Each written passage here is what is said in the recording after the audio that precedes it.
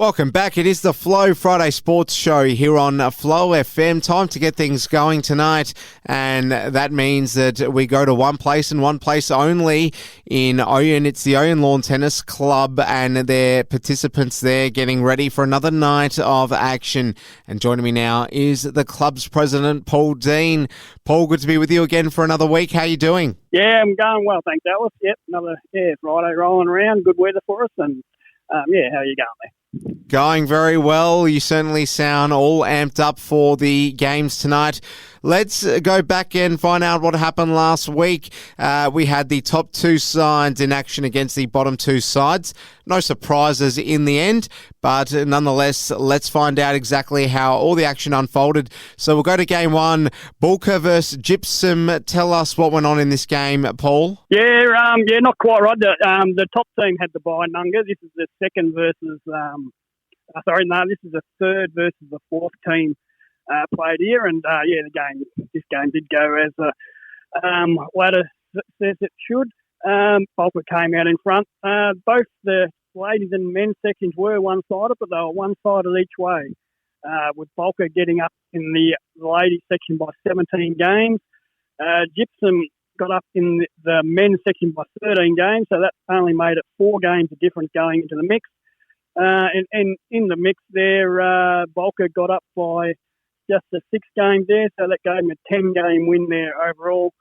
Final scores there, 10 sets, 90 games to Bulka, to Gypsum, 8 sets and 80 games.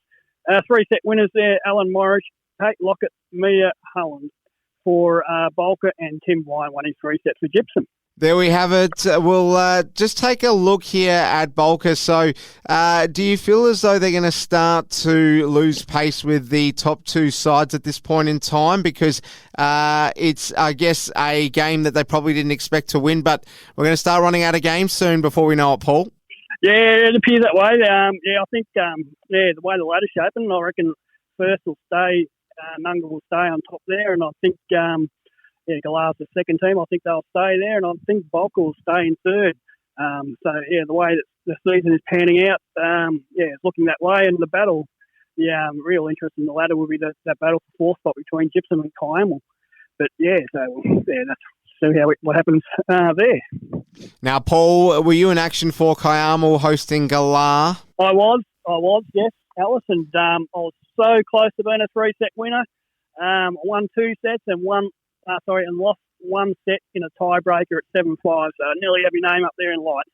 There we have it. What went down in the end there, Paul? Obviously, you probably weren't expecting to win, but you did get the win recently when the odds were against you. So you would have gone into this game with some degree of confidence. Why did it not go to plan? It didn't quite get there. I think just looking at the score sheet there, they had a little bit more depth in their bottom couple of players, I think. When I get to the 3-set winners, you'll find that their bottom couple of their players there. But this game panned out, pretty much in Galar's favour in all 3 sections there. They won the ladies section by 8 games. They won the men's section by 7 games there, and they won the mixed doubles by 6 games there. So that turned out to be a 21-game win there to Galar.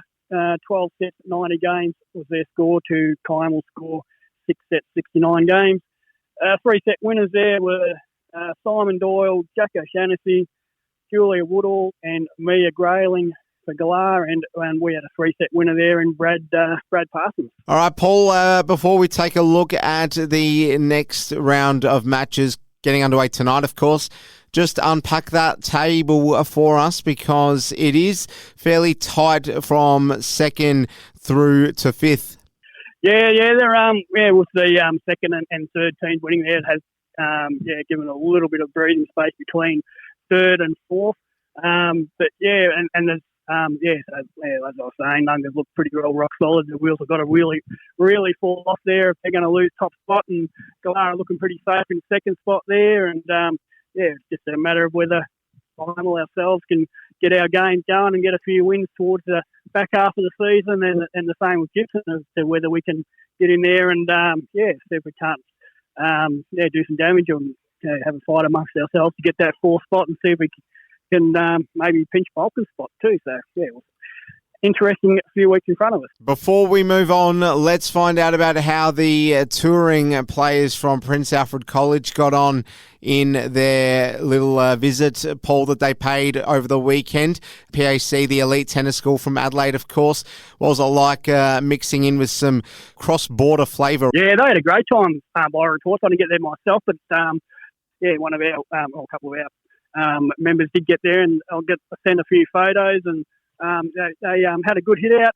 And just as they were finishing up, our juniors were turning up. They were starting their section just as those boys were finishing, and they gave them a bit of a clinic, gave them a few tips, and it was really good. And also one of our ex-Ouyen boys, Josh Gregg, not sure if you're familiar with his name, but he's a very good tennis player. He's actually an ex-Prince Alfred College student himself, and he was amongst the crew there, and it's good to see him out there having a hit too.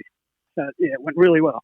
Fantastic. All right. Well, looking at the games tonight, Paul, it's a massive one for Gypsum. I think, they really need to win this game, or else they're going to start to lose pace with a potential sort of foray into the top half of the ladder, if you like. So just give us your preview for tonight. It would require a massive upset for them, but they're not playing the side that are going to do most damage to anyone. So how do you see this one going? It's Galah versus Gypsum. Yeah, that will be an interesting match. Gypsum might have a couple of players down, not playing tonight with harvest duties. Pretty sure Benny Mole won't get out there, and whether Joseph Brady, their number 2 man, does or not. That'll depend on what sort of fill-ins they can get for them as to how they go. I've actually got a run myself there for Galah. I'm filling in for James Phillips there, so I'll be in the Galah camp for tonight's game. I think with that being said, I think Galah might just be a little bit too strong for Gypsum, but we'll see what happens there. Now, you'd have to be a brave person to bet against Nunga in their game against Bolka, so are the tipsters going to get this one right, Paul? Yeah, I can't see Nunga getting beaten. They've got a pretty rock-solid team there, and I can't think of anyone who may miss with harvest duties in that team. They'll remain strong through there, whereas Balkan might have 1 or 2 players out. I'm expecting Nunga to have a good win there. So, Paul, paint the picture for us as to what a weekend looks like when Paul Dean's in the team that has the bye. No ice baths, I gather? No, I relax a bit and take it easy. And actually, last time we did have the buys filled in for the same team, and we got a win, and I made it pretty clear that it was we won, and I made myself feel a part of their team, and even though I was a 3-set loser on that night, but I still say we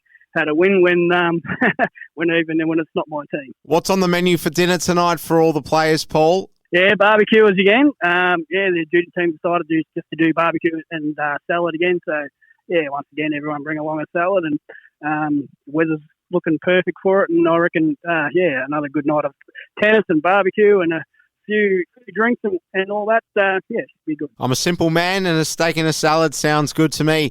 Paul Dean, the president of the Ouyen Lawn Tennis Club, always good to check in. Hope all the action goes smoothly tonight. Enjoy watching from the stands and having a nice little rest for the weekend. Thanks for joining us. We'll speak to you next week. Thank you, Alice. Yep, I'll look forward to seeing what happens tonight. Paul Dean from the Ouyen Lawn Tennis Club, and coming up after this short break, we'll go to Hayley Routley to find out what's happening in the world of the A-League women's competition. That is the only professional round ball that we've got going on in the country right now, thanks to the World Cup, of course. Women's football commentator Hayley Routley is up next here on the Flow Friday Sports Show.